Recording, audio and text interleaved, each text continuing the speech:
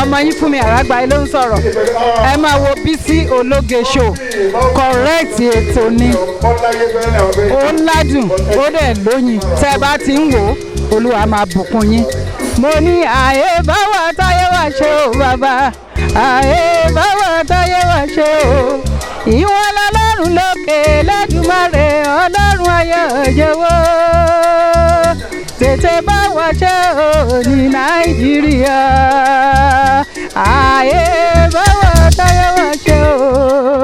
ẹ máa wo Bisi Ologe Show correct ni ẹ má gbé kúrò ńbẹ̀. I'm excited and I'm happy to be here, and I want to ask that all of our voters, all of our citizens should just remain vigilant. You know, if you see anything, say something, and just all let's come out, you know, and exercise our right freely, devoid of any form of acrimony or any form of protest or any form of intimidation. That is not acceptable as a government. Lẹ́ẹ̀kan sí, mo fẹ́ dúpẹ́ lọ́wọ́ gbogbo wa pé àti débì Ọlọ́run ti fún wa lórí ọ̀fẹ́ láti dìbò. Ẹ rí i pé ìbò yẹn ó lọ wọ́rọ́wọ́ bó ti jẹ́ pé àwọn oníròyìn ẹ pọ̀ gan-an. Ó yé mi bó ṣe rí. Èyí tá à ń ṣe yìí kò ń ṣe nǹkan tó yẹ kó fa jàgídíjàgan.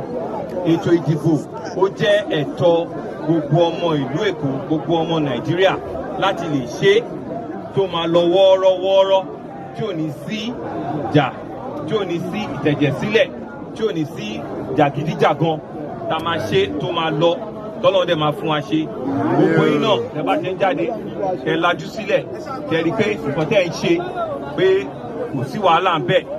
Mo dẹ̀ ń sọ náà káàkiri pé gbogbo Èkó a máa tú jáde ní wọ́ọ́rọ́wọ́ tá à ní ṣe níjà nítorí ẹ̀yin lẹ máa fi gómìnà àti gbogbo àwọn tó máa ṣe náà pẹ̀lú ẹ̀yin lẹ máa fi wọ́n sórí àṣẹ ẹni tó dẹ̀ máa ṣe yẹn ọwọ́ yín ló kù sí ọlọ́run á dẹ̀ fún yín ṣe.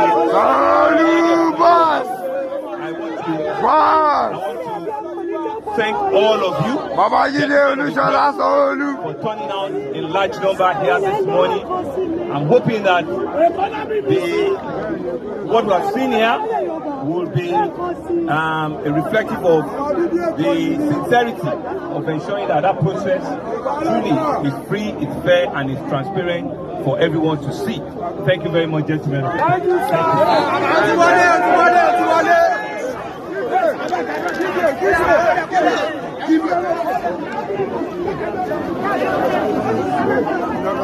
Thank you.